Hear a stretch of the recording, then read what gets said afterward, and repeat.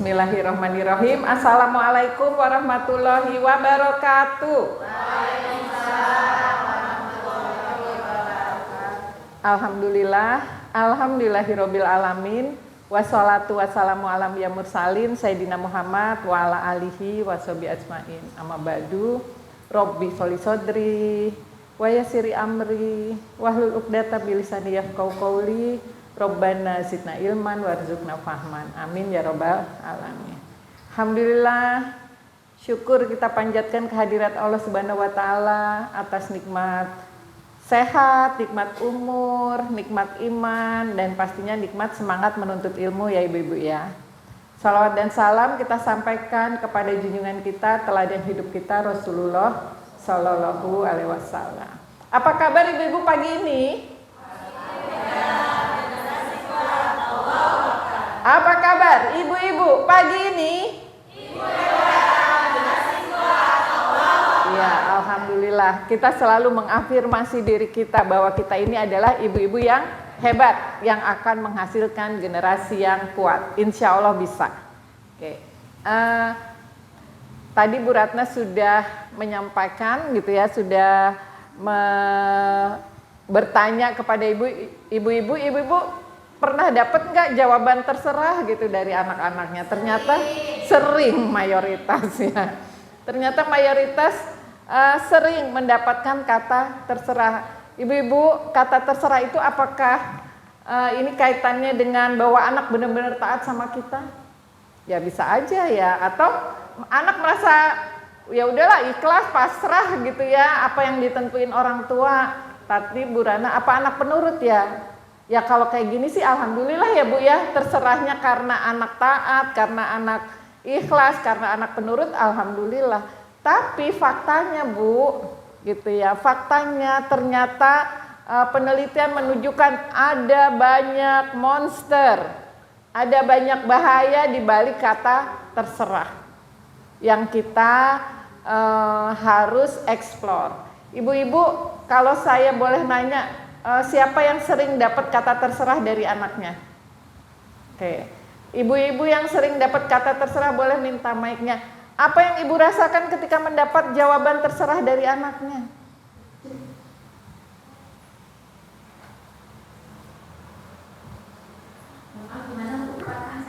Iya, apa yang ibu rasakan atau apa yang ibu pikirkan ketika ibu dapat jawaban, Dede mau makan apa terserah. Ade mau main apa mau belajar terserah, mama mau pakai baju apa terserah. Apa yang ibu rasakan? Kalau saya pribadi itu saya berpikir keras ya. Apakah saya salah dalam mendidiknya? Takut apa ya takut? Misalkan takut ditolak sama ibunya kalau memberikan pilihan dia sendiri, atau memang dia anak saking magernya nih, apa yang harus saya lakukan? Apakah salah saya di mana? Itu sering sekali menghantui pikiran saya, tapi saya juga belum bisa mengatasi itu. Masih baik. Gitu. Ibu siapa maaf? Deka. Ibu? Deka. Makasih Ibu Deka ya jawabannya ya. Ibu, yang ibu rasakan ketika mendapatkan jawaban terserah itu, yang ibu rasakan adalah malah bingung ya. Ini pasrah, apa ini taat, apa ini ada saya salahnya gitu ya Bu ya. Oke, terima kasih Bu Deka. Ada lagi ibu yang mau menceritakan perasaan atau apa yang difikirkan ketika ibu sering mendapat jawaban terserah dari anaknya? Ada lagi? Ibu boleh nggak? Boleh sharing, mangga. Anak saya kan yang pertama selalu dari itu selalu ngomong kesalahan. Terus saya kayaknya ada sakit hati gitu. Apakah saya salah? Kalau misalkan harus gini dianya, misalkan kakak saya tuh yang pertama, mah ini kalau dari terutin apa dia akan mamanya saya marah gimana gitu. Jadi kecil tuh dia ngomongnya terserah dulu. Mana dulu sekarang, nanti yang besar deh, terserah gitu. Dia nggak ada pendirian gitu. Ibu cemas ya yang dirasakan, nggak enak. Iya, anaknya juga gitu. Jadi mah kalau di apa-apa pasti terserah. Oke. Baik, terima kasih Bu. Ini udah dua nih, dua-duanya yang dirasakan ketika anaknya bilang terserah, kok belum nggak ada yang bilang merasa bahagia gitu pas anaknya bilang sering-sering bilang terserah. Tapi yang ada cemas, berpikir saya salahnya di mana. Ada nggak yang merasa saya bahagia ketika anak saya bilang terserah? Ada nggak ibu-ibu? Ternyata nggak ada ya, karena memang yang disampaikan walaupun belum diungkapkan, tetapi itu kita sudah ada merasa ini ada sesuatu nih yang nggak baik-baik aja nih ya, makanya tidak ada yang merasa ketika anaknya terserah mama, yeay, gitu nggak ada ibu-ibu yang kayak gitu ya.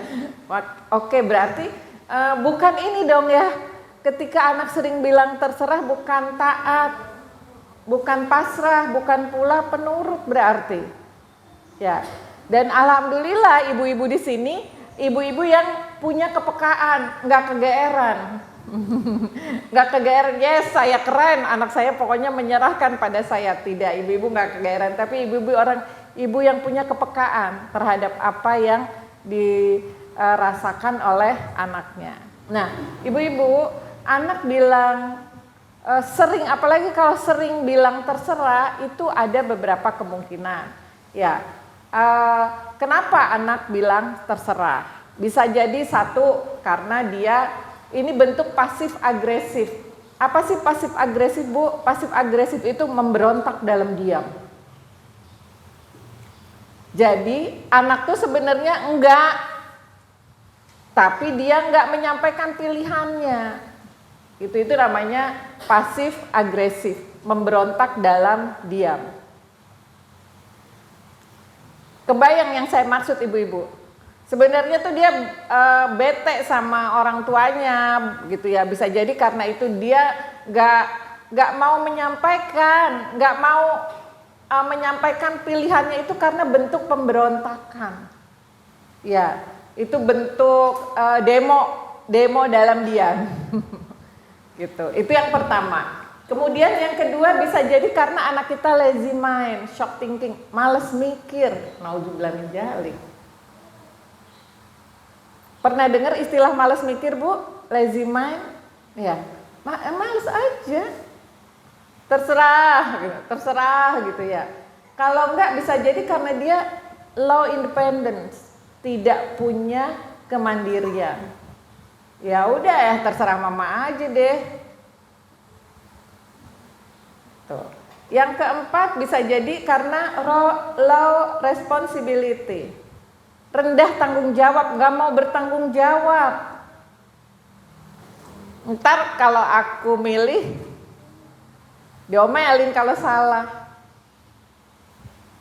atau dia nggak punya ekspektasi, rendah ekspektasinya, low expectation. Ini penyebab anak selalu menjawab sering bilang terserah. Ya, alhamdulillah ibu-ibu di sini sudah punya kepekaan, kayaknya ada yang salah deh. Saya jadi takut deh, ini anak saya kenapa ya bilang terserah terus sama mamanya. Nanti ibu-ibu bisa evaluasi anak-anak kita ini ada di mananya nih ya yang nggak tepat pengasuhannya. Kita cari tahu apa penyebab nih anak bisa jadi pasif agresif, lazy mind, low independence, low responsibility, dan low expectation. Ini kenapa kok bisa sampai kayak gitu ya. Nah, yang pertama bisa dipastikan karena anak tidak punya bonding dengan orang tuanya. Apa? Nggak punya bonding, nggak deket, nggak merasa terikat, tidak merasa diterima apa adanya, takut disalahin. Ini yang pertama.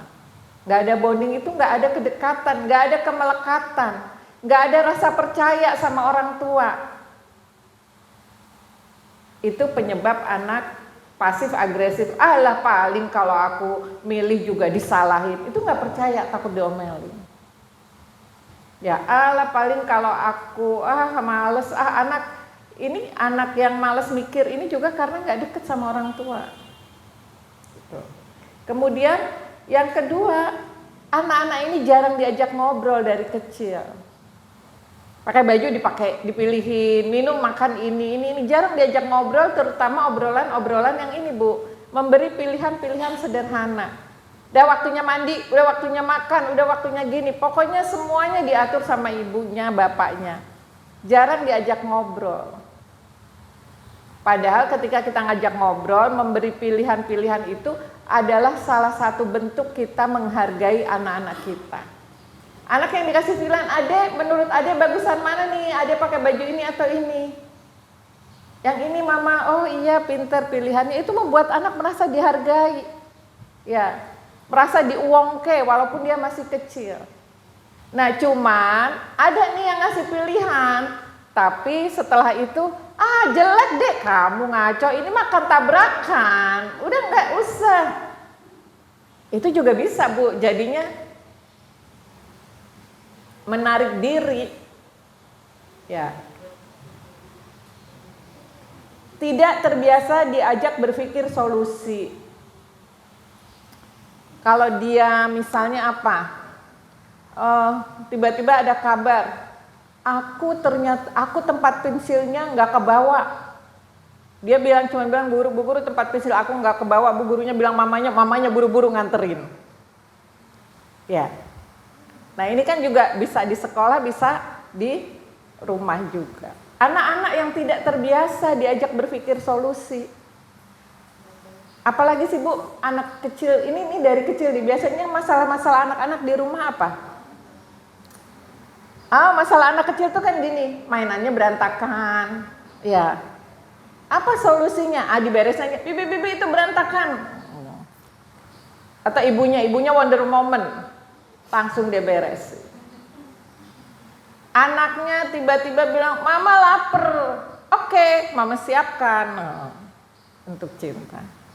Tidak diajak berpikir untuk mencari solusi dengan masalah-masalah yang dia hadapi. Mama mainanku diambil Ade. Ya udah kakak makin main yang lain. Nggak boleh, udah ngalah sama adeknya.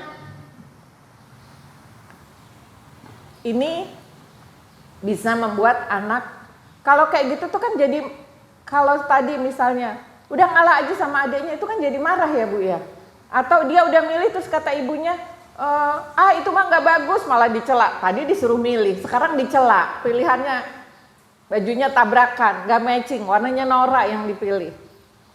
Nah, itu bisa melukai anak, dan melukainya ini bisa menimbulkan kemarahan yang tadi. Bentuk pasif agresif itu adalah demo atau pemberontakan yang diam-diam itu bentuknya terserah deh. Ini bisa disebabkan karena jarang diajak berkomunikasi sejak kecil. Ataupun kayaknya saya sih sering ngobrol Bu, saya ngobrol aja sama anak saya.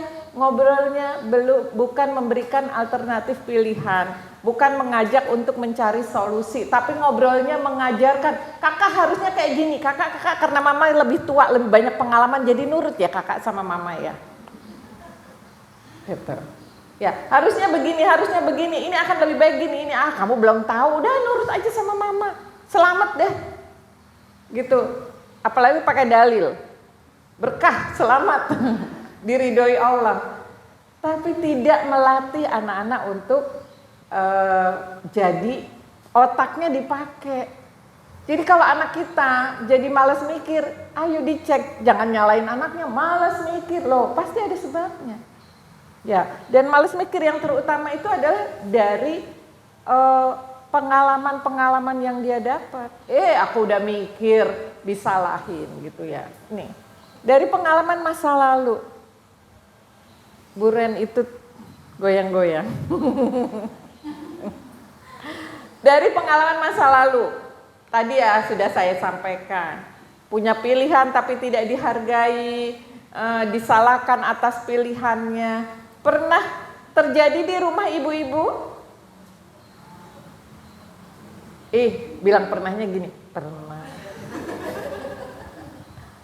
Iya, bilang aja Bu, pernah Bu, astagfirullahaladzim, tobat mulai sekarang gitu aja, nggak usah malu-malu, pernah, ntar besok diulangin lagi. Ya, kalau yang pernah ternyata itu penyebabnya. Ayo udah istighfar aja bareng-bareng. Ya. Kemudian jarang diberi kesempatan untuk menyelesaikan masalah.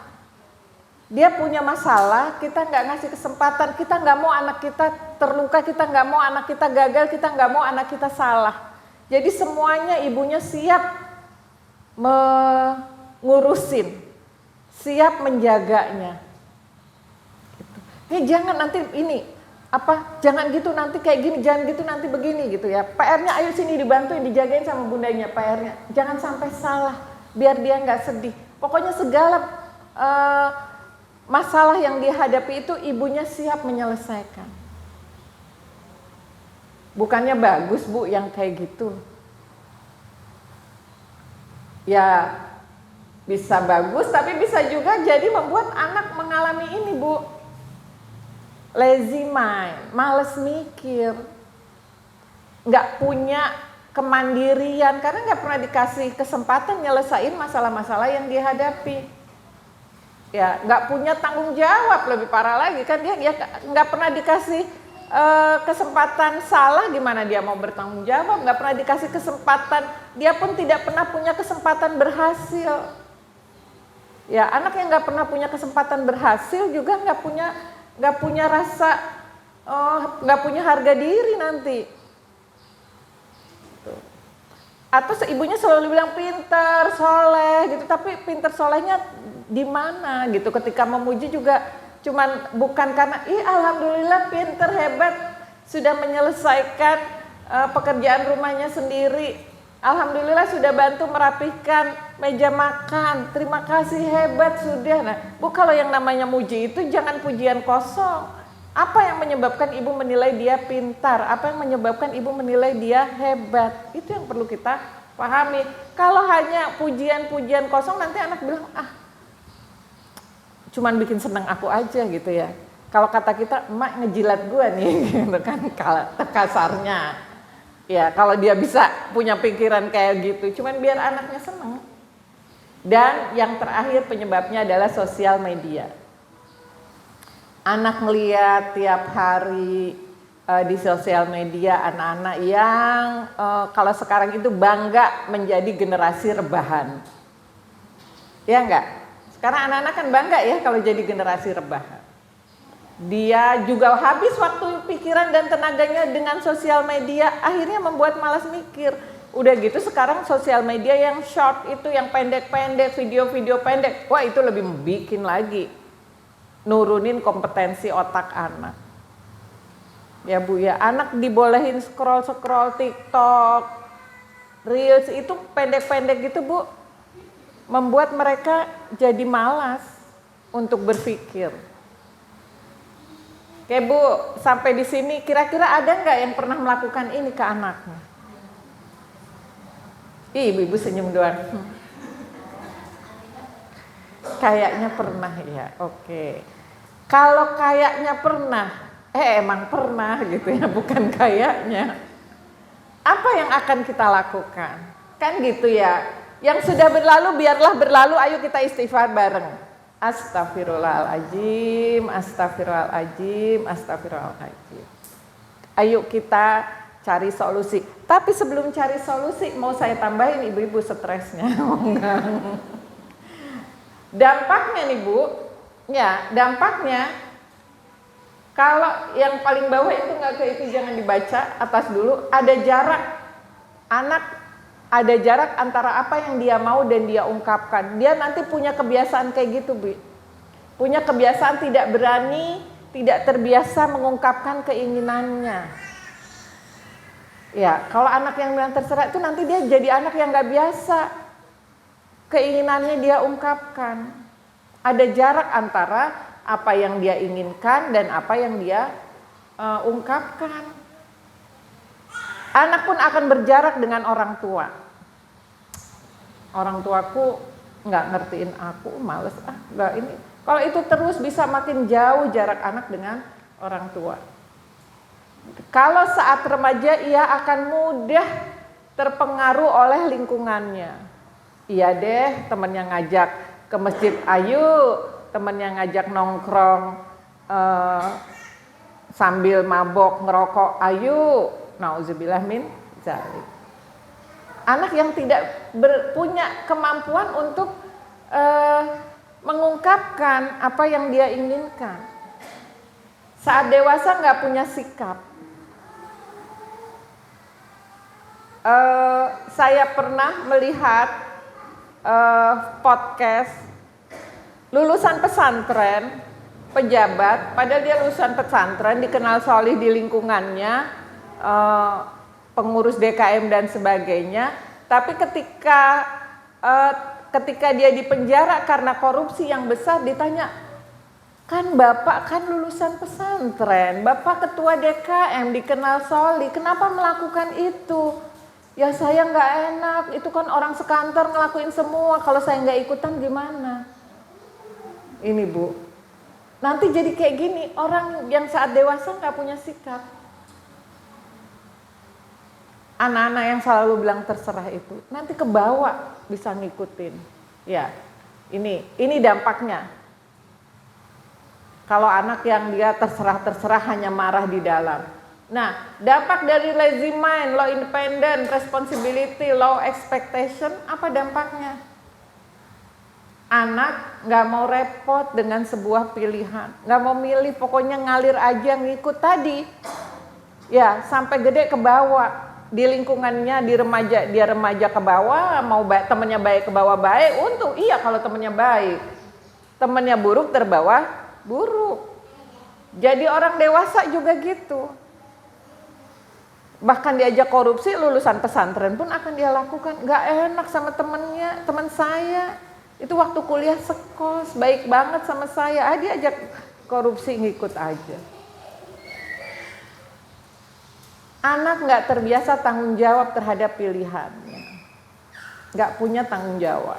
Makanya kalau di TK itu ada kurikulum sentra. Kalau saya di sekolah saya lebih suka menerapkan kurikulum sentra, itu adalah anak tuh nggak disuruh ngerjain, ngikutin apa yang bu guru mau terus. Ada kondisi di mana anak bebas memilih kegiatan. Jadi di sekolah tuh disediain 4 kegiatan, silahkan udah dijelasin sama bu guru, silahkan dikerjain, silahkan kalian mau ngerjain yang mana duluan. Ya, tapi kalian harus cepat menyelesaikannya, 4-4-nya harus diberesin, bertanggung jawab untuk menyelesaikan dengan pilihan. Boleh mau milih yang mana aja yang mau dikerjakan terlebih dahulu. Dan didorong untuk memang memilih itu.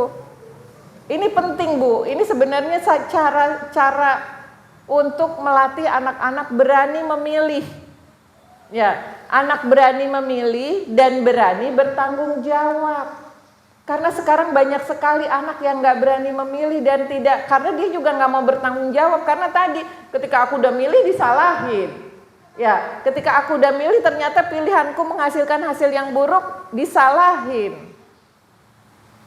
Gitu. Atau memang tidak pernah dikasih pilihan di rumah. Ya Bu ya, ini bahayanya, anak nggak bertanggung jawab atas pilihannya. Anak nggak punya kreativitas ngadepin masalah, nyelesain masalah. Dan akhirnya anak nggak terbiasa cari solusi di dalam mengatasi masalah dia. Anak nggak biasa cari solusi. Kalau aku punya masalah, gimana solusinya? Gitu. Kalau pensilku nggak kebawa, gimana masalahnya? Kalau aku lupa nggak ngerjain PR, gimana masalahnya? Kalau aku nggak bawa bekalnya nggak terbawa, gimana masalahnya? Gitu. Dan ternyata mereka tidak terbiasa menyelesaikan masalah karena mereka memiliki ibu-ibu yang Wonder Woman. Ibunya langsung. Kalau sekarang apalagi makin-makin tuh kirim lewat gosen. Beres masalah. Tapi anak tidak pernah belajar nyelesain masalah. Ya akhirnya banyak ibu yang ngeluh, besok lupa lagi, besok lupa lagi, besok lupa lagi. Gitu. Tidak bertanggung jawab, mainan berantakan. Apalagi sih masalah-masalah anak-anak itu Bu. Mainannya diambil adeknya, makanannya diambil kakaknya, biarkan mereka nyelesain. Gitu ya. Memang kalau masih kecil yang ada apa Bu? Rame.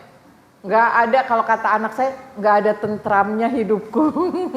Kalau anak kedua udah ini tuh, nggak ada tentramnya. Ya tapi ketika mereka ibunya terus yang menyelesaikan, nanti nggak punya kemampuan ini, didudukin. Jangan lupa untuk like, share, dan subscribe. ketika sudah tenang, udah dua-duanya sudah tenang, ayo kita ngobrol. Ayo, tadi siapa? Kenapa berantem? Tata ambil mainan adenya bilang Tata pukul ade pukul kakak. Oke, berarti kan masalahnya siapa? Bisa dibicarakan. Jadi seharusnya gimana nggak? Makanya ya mulai besok nggak boleh gini-gini. Jadi gimana caranya supaya kalau ade pinjem Tatanya nggak marah, kakak gimana caranya supaya kakak sampai nggak sampai mukul adik? Anak diajak diskusi seperti ini. Dan cucu saya 3 tahun itu udah bisa, Bu. Dengan pengalaman ibunya suruh tenang dulu. Jadi ibunya tuh kemarin cerita ke saya, tadi kan udah 3 tahun ya, udah mau 4 tahun bahkan, bangun tidur ngompol. Kan aku marah ya, bilang, Didi bangun tidur ngompol, ayo dirapihkan sendiri itunya, ditarik spraynya, ditaruh ke kamar mandi gitu-gitu kan. Udah dikerjain tuh, pas abis ngerjain anaknya bilang gini, Mimim sudah tenang. Emang kenapa Mimim? Tadi kan Mimim marah-marah, sudah tenang Mimim. Iya, kalau sudah tenang kenapa? Jangan marah-marah ya. Nasehatin anaknya. Anak-anak bisa. Ya Bu, anak 4 tahun bisa suruh bertanggung jawab gitu. Di TK juga kalau sudah TK ada anak ngompol, oke, diminta bertanggung jawab, ambil walaupun nanti jadi ada resiko pesingnya rata ya, tapi tetap dalam kontrol ibu guru, ayo pipisnya dilap sendiri gitu, nggak harus bu guru. Sehingga dia bertanggung jawab. Itu ya Bu ya, dampaknya sampai kayak gini loh Bu. Anak nggak punya solusi, kasihan banget anak kita nanti kalau sampai gede nggak tahu mau ngapain. Saya ada kasus anak kelas 4 SD Bu, akhirnya dia trauma, nggak mau sekolah. Padahal anaknya pinter, anaknya ceria. Pas udah ditelusuri ternyata kenapa dia tidak mau sekolah, karena dia dibully sama temennya. Dibully temennya kenapa? Karena pas dia pup di sekolahan kelas 4 SD, pas dia buang air besar di sekolahan, dia nggak bisa cebok. Kebayang kan? Jadi dia pup terus dia nggak cebok karena nggak ada yang nyebokin. Ya udahlah, masuk kelas bau, mana anak perempuan itu kan dianya juga sakit banget dibully temennya. Gitu. Mau nyalain temennya? Ya. Yang tidak, anak segitu kok belum mandiri ya. Gitu. Nih, jadi nanti anak nggak biasa punya solusi, bahkan cebok aja dia nggak bisa. Itu kan solusi. Ya. Dan akses notifikasi. Anak nggak punya semangat karena low expectation. Jangan lupa untuk like, share, dan subscribe. Nggak punya harapan, nggak punya mimpi. Biasanya anak yang terserah itu jadinya gitu, terserah.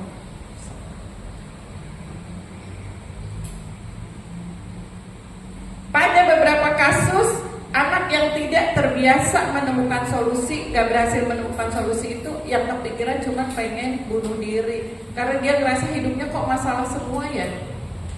Dibully teman, karena dia gak bisa istinja ketika buang air besar. Kan. Banyak lah dampak dari orang tua yang tidak peka ketika anaknya sering bilang terserah. Bagaimana ibu-ibu? Makin serem. Terus kalau serem aja ya enggak lah ya. Udah biar gak serem. Apa kabar ibu-ibu hari ini? Ibu-ibu saking kebayang seremnya jadi ibu hebat, generasi kuat. Tetap semangat ibu-ibu, kita bisa. Apa kabar ibu-ibu hari ini? Enggak, masih belum. Ibu hebat, generasi kuat, Allah Akbar. Ibu hebat, generasi kuat, Allah Akbar. Apa kabar ibu-ibu hari ini? Insya Allah, seseram apapun, ya kita akan bisa lalui. Caranya gimana? Yuk, sekarang kita semangat lagi, gitu ya, jangan. Oke, gimana ngatasinya? Termasuk sekaligus bagaimana mencegahnya? Ya, bagaimana mengatasinya? Ya bangun bonding. Ya, bangun bonding, komunikasi efektif, beri tugas sederhana, lalu direspon positif. Nanti kita bahas satu-satu. Fokus pada proses, bukan pada hasil. Niat yang kuat, dakwah dan tawakal. Ke anak bangun bonding, komunikasi, kasih tugas, fokus pada proses. Ini cara mengatasinya. Penting banget bangun bonding. Gimana sih cara bangun bonding? Tidak ada cara bangun bonding kepada anak kita kecuali dengan cinta, dengan kasih sayang. Ibu-ibu sayang sama anaknya? Ibu-ibu cinta sama anaknya? Anaknya berasa nggak kalau disayang, kalau dicintai? Berasa nggak ya? Cirinya apa? Cirinya apa sih anak itu kalau merasa kita cintai? Kalau anak itu merasa kita sayangi, cirinya apa, Bu? Cirinya, ciri paling kelihatan adalah anak senang melakukan apa yang kita inginkan. Itu ciri anak merasa dicintai. Itu dari ibu. Kalau anak senang melakukan apa yang diinginkan oleh ibunya, oleh ayahnya, itu udah ciri lah, ciri keren bahwa anak merasa dicintai. Kalau ibunya pengen anaknya rajin sholat, diuprak-uprak sholat, gak sholat, guyur cintanya harus ditambah. Tapi kalau ibunya nanya, udah sholat deh, udah dong, alhamdulillah. Ya, apa yang ibu inginkan? Ibunya ingin dia rajin sekolah, rajin belajar. Dioprak-oprak, dek belajar dek, entah. Dek belajar dek, kerjain PR, gampang. Masih perlu diguyur cinta karena dia belum merasa dicintai dengan optimal. Karena cirinya orang yang sudah merasa dicintai, dia akan melakukan apa yang diinginkan oleh orang yang mencintainya tanpa diminta. Itu bahkan tanpa diminta. Kalaupun diminta, adek tolong ambilin air, ya. Gitu ya. Kakak tolong baju Umi dibawa ke mesin cuci, ya.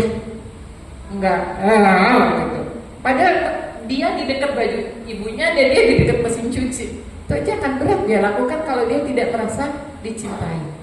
Oke Bu, ketangkap ciri anak merasa dicintai. Nah, bangun bonding itu nggak ada cara lain dengan membuat anak merasa dicintai, maka dia akan melakukan apa yang kita inginkan bahkan tanpa diminta.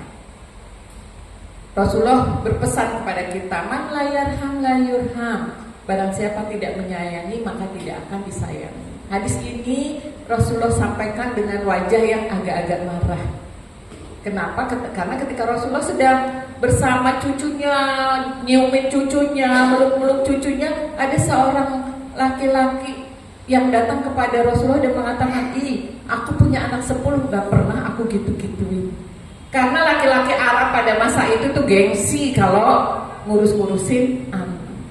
Kayaknya bukan tidak dianggap mulia, bahkan dianggap yang rendah. Lalu Rasulullah berpesan, man la yarham la yurham. Barang siapa yang tidak menyayangi maka tidak akan disayangi. Maka kenapa kita perlu menyayangi? Kita perlu mencintai anak-anak kita supaya mereka merasa dicintai, lalu mereka mau melakukan apa yang kita inginkan bahkan tanpa diminta. Kemudian hadis yang lain, sayangilah apa aja, siapa aja yang ada di muka bumi ini. Niscaya kamu akan disayangi oleh siapa saja yang ada di langit. Ibu-ibu bahkan kalau ibu punya yang anaknya, mencintai anaknya, itu pun akan disayangi bukan oleh anak tapi oleh makhluk di langit. Artinya apa? Berkah. Kemudian Imam Ali berpesan, 0 sampai 7 tahun jadikan anakmu raja. Makna jadikan raja itu apa? Diomelin, dipelontotin. Ada yang berani melototin raja? Ada yang berani ngewer raja? Ya, jitak kepalanya. Enggak ada kan? Artinya apa? Perintah menjadikan anakmu raja itu muliakan, sayangi, utamakan, mengguyur cinta, banyak-banyakin cinta. Ini bangun bonding. Ngaji di KIH bangun bonding mulu, ya emang iya. Karena orang kalau dia udah ngasih makan, beliin baju, ngurusin, ya itu udah merasa menyayangi. Baru diomel-omelin. Makan, cepat pakai baju, telat nih.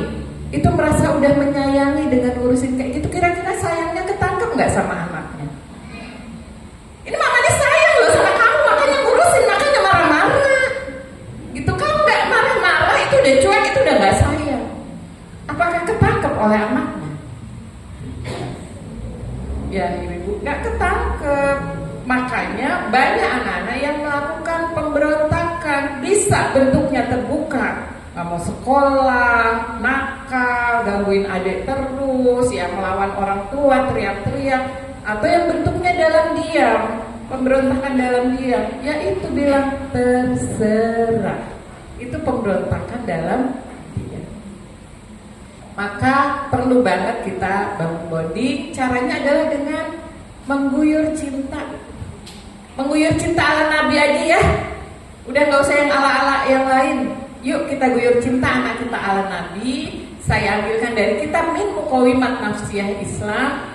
Ya, ada bab khusus tentang bagaimana kita diperintahkan untuk mencintai sesama kita. Yang sudah mengkaji kitab Min Muqawimat Nafsiyah Islam, silahkan buka lagi kitabnya, bab mencintai sesama, bab cinta dan benci karena Allah. Ya, bagian kalau engkau mencintai saudaramu disunahkan. Disunahkan untuk apa? Banyak bu. Saya ringkaskan aja. Di KIH standarnya minimal SKM DH 3. Apa S-nya? Senyum. Kalau engkau mencintai saudaramu, maka temuilah dengan wajah yang berseri-seri. Ibu-ibu sudah memastikan di depan anak-anaknya selalu tersenyum.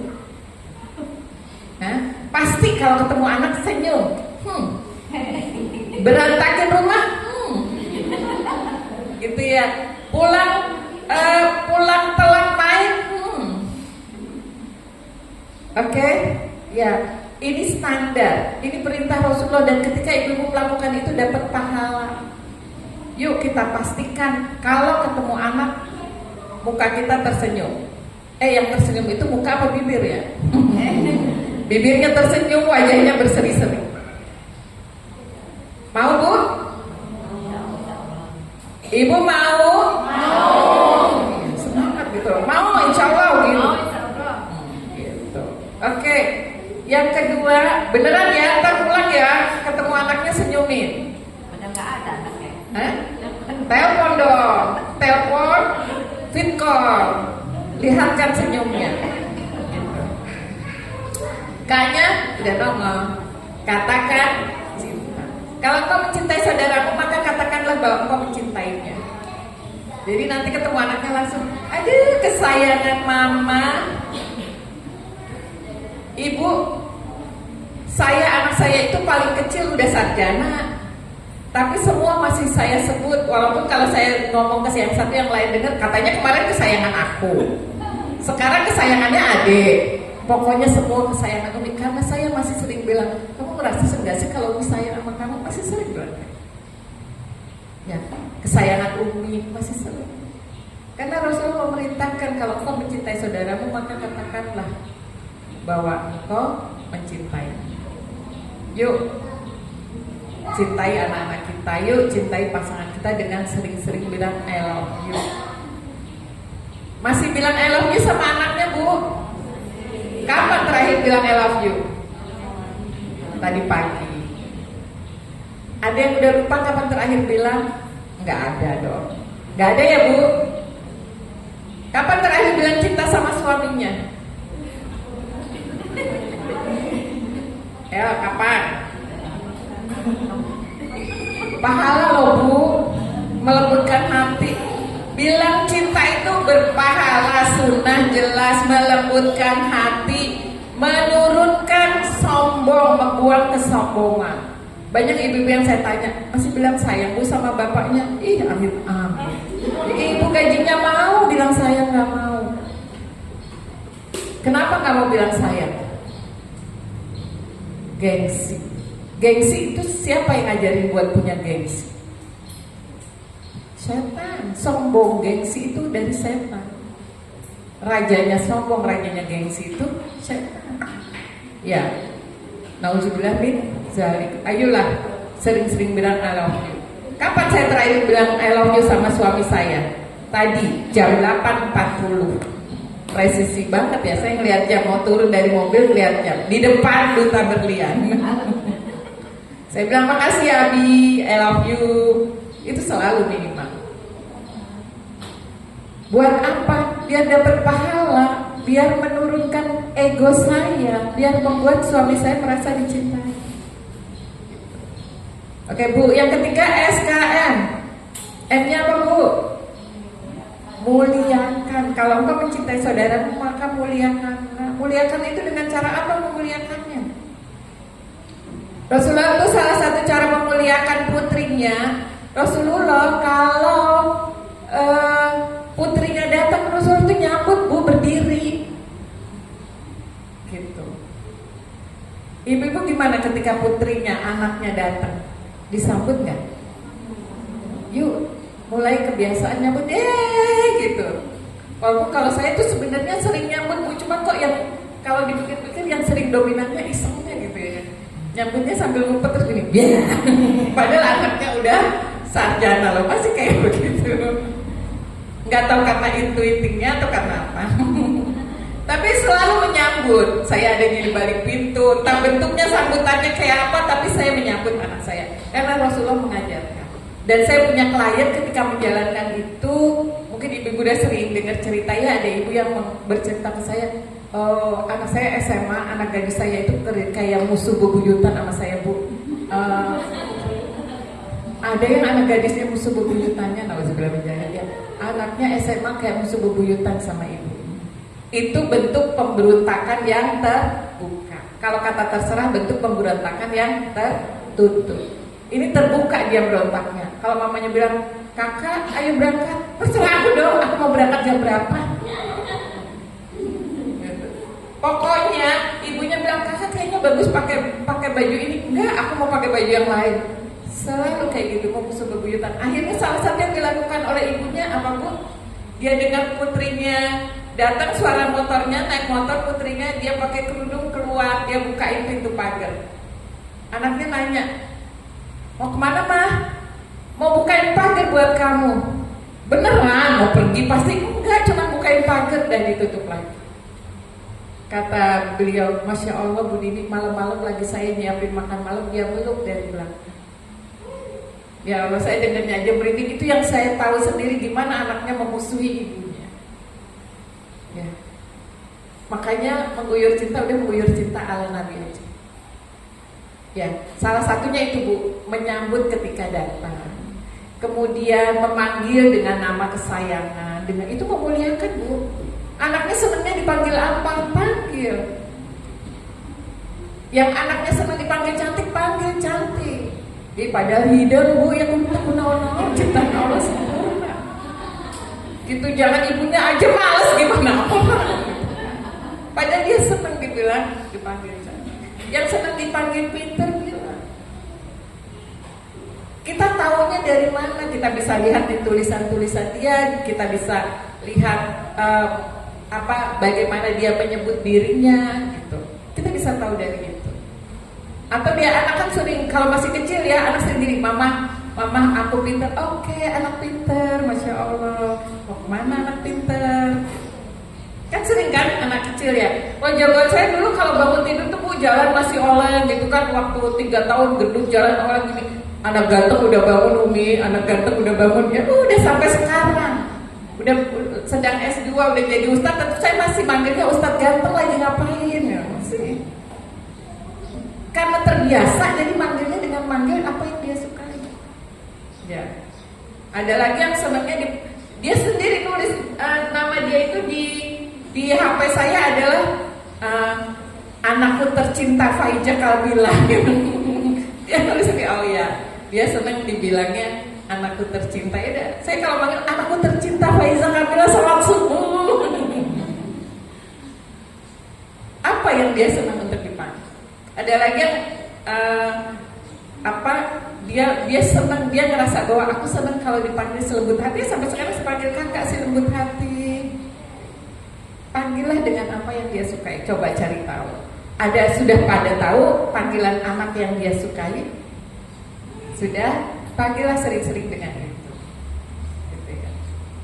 Oke, muliakan itu panggil. Kalau ngobrol melihat matanya, itu bagian dari memuliakan. Termasuk menghargai hak anak.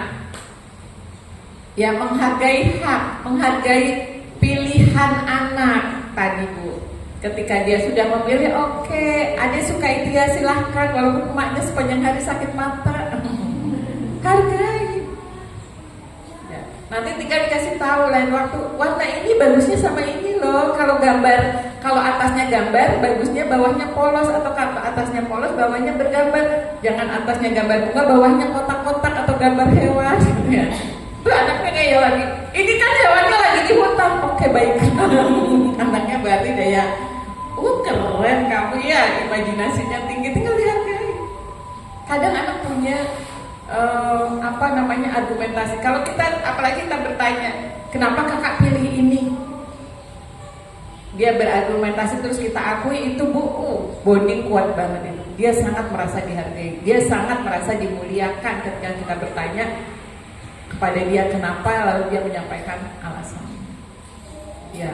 Dan anak-anak yang terbiasa ditanya kenapa, itu dia juga akan bertanya karena apa. Kalau cucu saya 4 tahun itu udah bertanya karena apa aku harus begini. Kebetulan juga thinking ya, karena apa? Ya kita harus punya jawaban.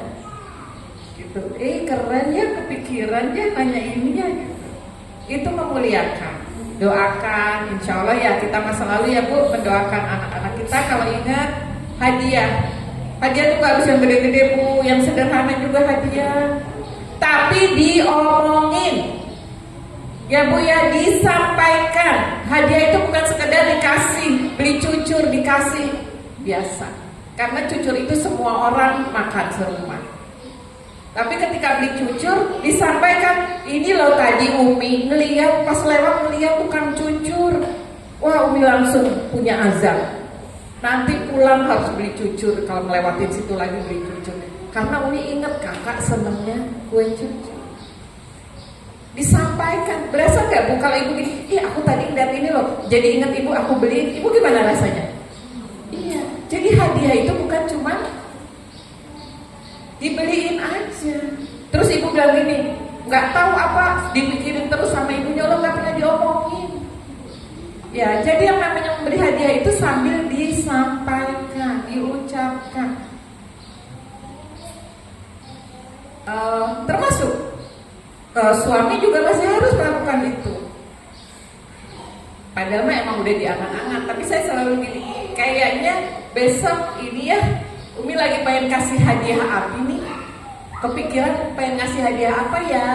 Besok Umi beli ini aja ya, terong balado. Padahal memang jadwalnya. Tapi kan kita sebelum pengen ngasih hadiah Abi, gimana rasanya? Oke Bu, hadiah gak harus yang gede-gede. Bisa jadi menu sehari-hari, tapi itu kesukaan kita sampaikan. Ini tadi pas masak inget terus loh, ini kesukaan ayah loh. Masya Allah gitu ya. Terima kasih ayah ya, membuat aku selalu mengingat dirimu. Masih ada gak yang suka lebay gitu? Harus sering. Ya, saya nikah udah 35 tahun masih lebay. Padahal suami saya garing. Ngarep dilebayin lagi enggak, karena Allah. Ya, alhamdulillah tuh pernah dapat juga akhirnya lebayan dari suami saya yang thinking gitu ya. Waktu itu ini gula di rumah habis pas dia mau ngopi. Saya bilang maaf ya Bia, ternyata gulanya habis, Umi nggak ngecek. Bentar ya Umi ke warung. Nggak usah, Abi minum kopinya sambil lihat Umi aja. Buset ya, kata saya bisa juga ya Bapak thinking lebay. Toh dapat juga, tapi ya berapa puluh, saya 100 kali lebay baru dia 1 kali lebay. Ya nggak apa-apa, tapi kan kita fokus yang dalam puasa kita. Oke Bu, jalanin ini. Ya, jalankan ini. Mengguyur cinta ala Nabi.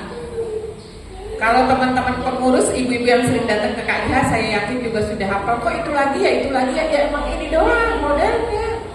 Gitu ya Bu, tapi dijalanin. 3 kata ajaib. Selalu berbicara dengan maaf, tolong, terima kasih. Kata maaf, tolong, terima kasih itu memuliakan orang-orang di sekitar kita. Bukan niat tasnya dong. Gimana rasanya bukan niat, saya bilang kayak gitu. Kalau saya bilang bukan niat, minta tolong boleh pinjam tasnya, enak nggak? Tapi bukan niat, bukan niat tasnya dong. Anak-anak kan sering kita gitu, kakak ambilin ini dong, kakak ambilin ini. Coba, kalau sambil tolong bukan dia langsung kaget loh. Apa ya salah aku ya? Kan jadi kayak gitu. Padahal cuman yang nggak ada cuman kata tolong, cuman kata maaf, tapi dampaknya akan sangat besar.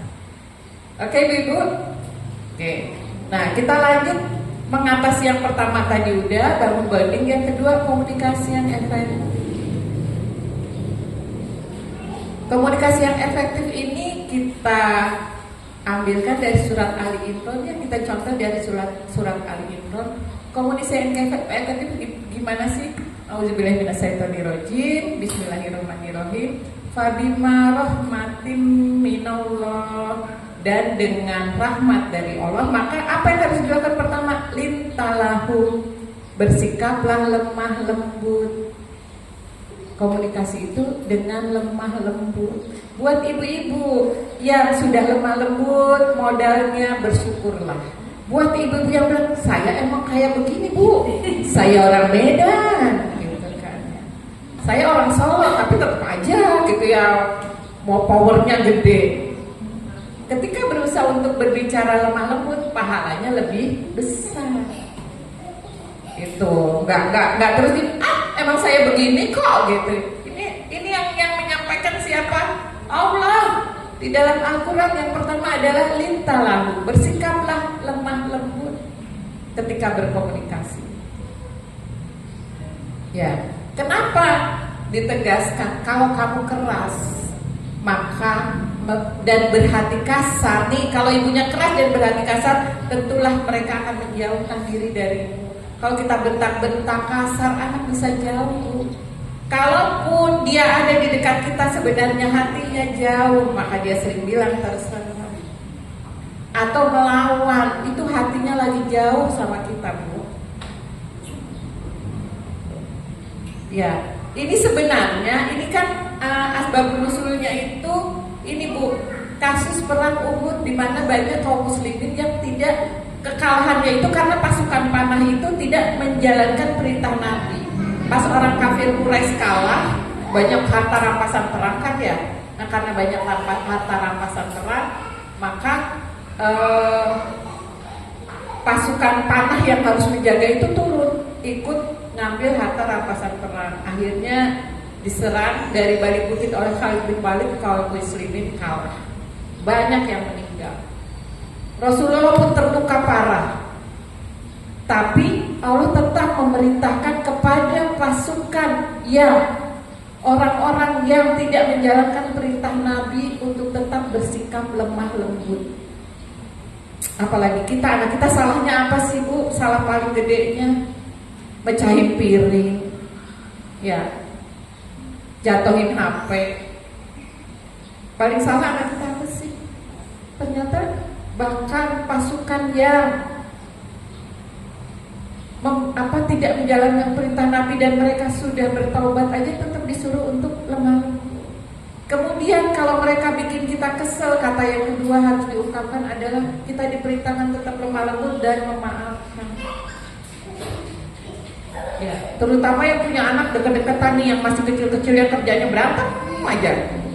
Ya kakaknya, kalau nggak kakaknya duluan, adiknya, kalau nggak adiknya duluan kakaknya. Ya Bu Ratna. Kamu lihat Hasan sama ini. Itu yang tetap harus dilakukan, lemah lembut dan maafkan mereka. Kalau sudah besar lebih lagi, tetap lemah lembut dan maafkan mereka terhadap kesalahan yang mereka lakukan. Kenapa mesti memaafkan ibu-ibu?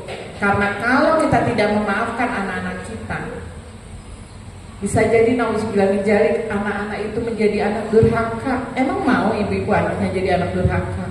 Gak mau kan? Makanya langsung dimaafkan. Itu nomor 2 Bu. Nomor 1, siapa yang ini yang sebelum kita diskusi. Itu nanti terakhir. Langkah kedua itu adalah memaafkan. Kemudian yang ketiga, mohonkan ampun. Ya, fa'fu anhum wastaghfir lahum, dan mohonkan ampun. Disuruh mintain ampun, Bu. Kalau anak kita bermasalah, anak kita bikin kesel, ya Allah, bikin ramai mulu gitu ya. Mintakan ampun, ya Allah, ampuni anak. Ya Allah, aku memaafkan dia, aku mengampuni anakku, ya Allah. Baru, Bu, tadi yang ketiga komunikasinya, wasyawirhum, bermusyawarahlah. Apa sih makna bermusyawarah? Ditanya, ngobrol, dan musyawarah yang terpenting itu adalah didengar.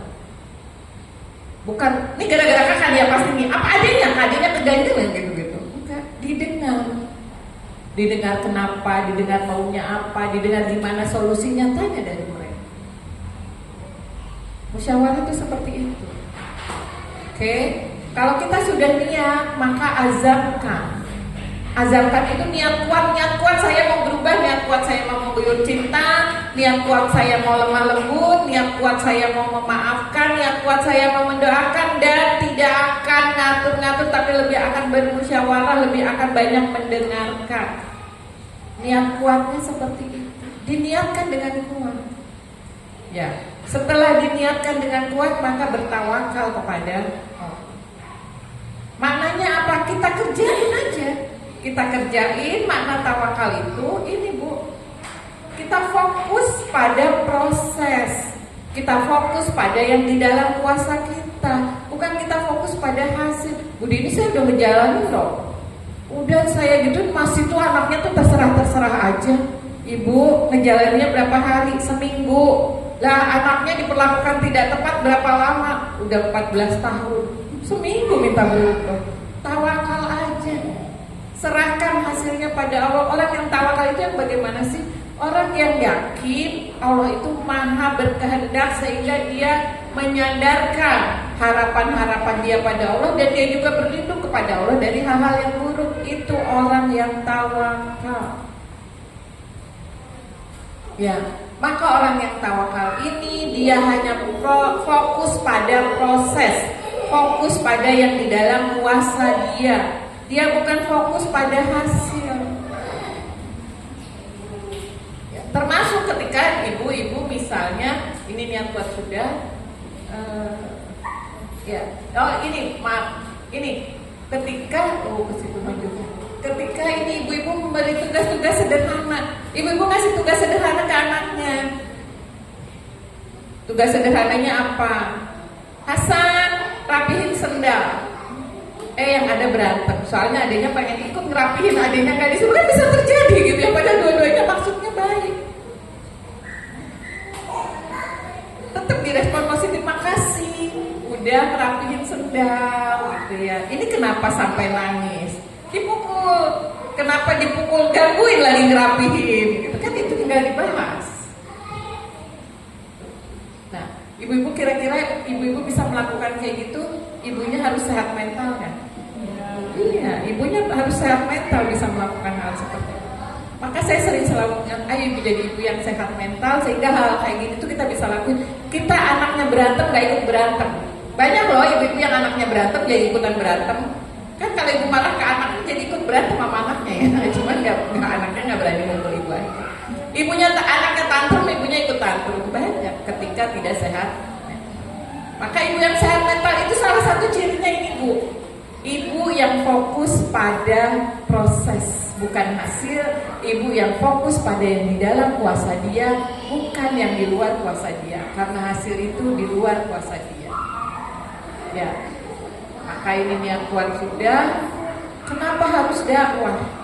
Tadi, Bu, salah satu penyebab kerusakan yang terjadi pada anak-anak kita itu adalah sosial media. Kalau penguasa mau, bisa mengendalikan sosial media, mengelola sosial media. Tapi kan masalahnya kita hidup di sistem hidup kapitalis ya, yang dimana selama itu menghasilkan uang, boleh ditayang, mau merusak anak, mau merusak generasi juga dibolehkan beredar. Maka di sini pentingnya kita dakwah. Dakwah apa? Dakwah ganti sistem kapitalis ini dengan sistem Islam. Mudah-mudahan dengan kita berdakwah ini, ibu-ibu, jadi wasilah Allah jaga anak-anak kita. Gitu. Jadi wasilah, mudah-mudahan dengan dakwah ini. Kenapa kok kalau di KIH ngeberesin masalah anak pasti harus dakwah? Ya, didorong untuk dakwah karena dakwah itu mudah-mudahan kita jadikan wasilah. Moga Allah berkenan menjaga anak-anak kita karena kita sudah menjaga anak-anak bangsa ini, menjaga anak-anak yang lain. Itu kepentingan dakwah supaya penguasanya nggak membebaskan kapitalis itu merajalela di sosial media selama menghasilkan uang bisa merusak anak kita. Dan yang terakhir tawakal ini. Nah ini ibu-ibu bagaimana cara mengatasinya? Mudah-mudahan bisa kita jalankan. Gampang kan Bu? Ibu gampang gak? Gampang, tapi dijawab gampang, mudah, kita bisa. Kita bisa jadi ibu yang sehat mental, kita bisa jadi ibu yang bangun bonding dengan anak-anak kita mengguyur cinta, kita bisa jadi ibu yang menjalankan pesan Allah di dalam berkomunikasi itu di surat Ali Imran 159. Kita bisa lah kasih tugas sederhana ke anak-anak. Kita bisa jadi orang yang fokus pada proses. Gitu. Mangga, itu dari saya serahkan lagi kepada Ibu Ratna.